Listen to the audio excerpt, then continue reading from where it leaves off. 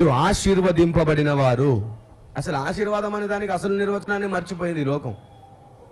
క్రైస్తవ ప్రపంచం ఆశీర్వాదానికి అసలు నిర్వచనం మర్చిపోయింది.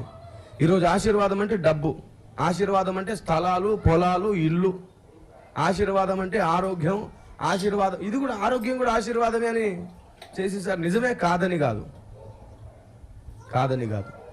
కానీ బైబిల్ ప్రకారంగా ఆశీర్వాదానికి ఇంకో నిర్వచనం ఉంది. దేవుని సంకల్పము నీలో నుండి ప్రవహించుట ఆశీర్వాదము. Praise the Lord. ఆమేన్. యాకోబు తన అన్న ఏసావు, యాకోబు తన అన్నకి బహుమతులు పంపిస్తాడు. భార్యలతో పాటు ఇచ్చి, అమ్మా మా అన్న ఉన్నాడు, కొంచెం మీరు ముందుగా వెళ్ళి ఈ బహుమతులు అందజేయండి అని పంపిస్తాడు కదా. ఒంటరిగా మిగులుతాడు. తర్వాత ఏసావు ఎదుర్కొని వస్తాడు. అక్కడ రాయబడింది, ఒక రాజుకున్నంత సైన్యం ఉంది ఏసావుకి, ఒక రాజుకున్నంత వైభవం ఉంది, అవునా? కానీ ఏసావుకి ఏం లేదు, ఆశీర్వాదం లేదు. యాకోబుకి ఏముంది? ఆశీర్వాదం ఉంది. ఇప్పుడు చెప్పండి, ఏసావు సకల సంపన్నత కలిగిన వాడు, అన్నీ ఉన్నాయి, ఒక రాజుకున్నంత వైభవం ఉంది, కానీ ఏమి లేదు. ఇప్పుడు డబ్బు, హోదా ఆశీర్వాదమేనా?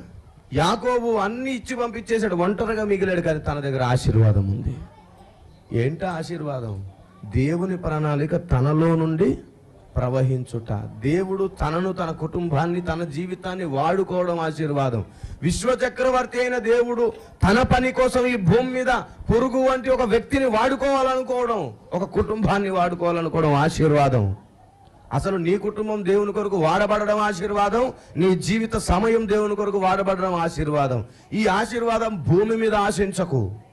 ఈ ఆశీర్వాదం ఖచ్చితంగా నీకు పరమునే దొరుకుతుంది. ఆమేన్.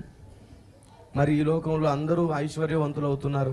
దేవుని పిల్లలం, దేవుని పని చేయడానికి మనకు ఐశ్వర్యం కావాలి అంటే నీకు మాట, నీకేం కావాలో ఎప్పుడు కావాలో బహు బాగా ఎరిగిన వాడు ఆయన, అవునా? అయినా సరే అడుగుడి మీకు ఇవ్వబడును అన్నాడు, తట్టుడి మీకు తీయబడును అన్నాడు. ఇంకో చోటనేమో మీరు అడగకుండానే మీకు అన్ని ఇస్తాను అన్నాడు. అడగకుండానే ఎప్పుడు ఇస్తాడు? అడగకుండానే ఇచ్చేది ఎప్పుడో తెలుసా?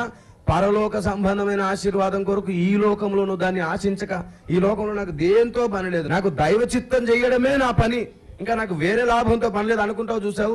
అప్పుడు నీకు కావలసిన ఆయనే సమకూర్చుకుంటుంటాడు. ఎందుకంటే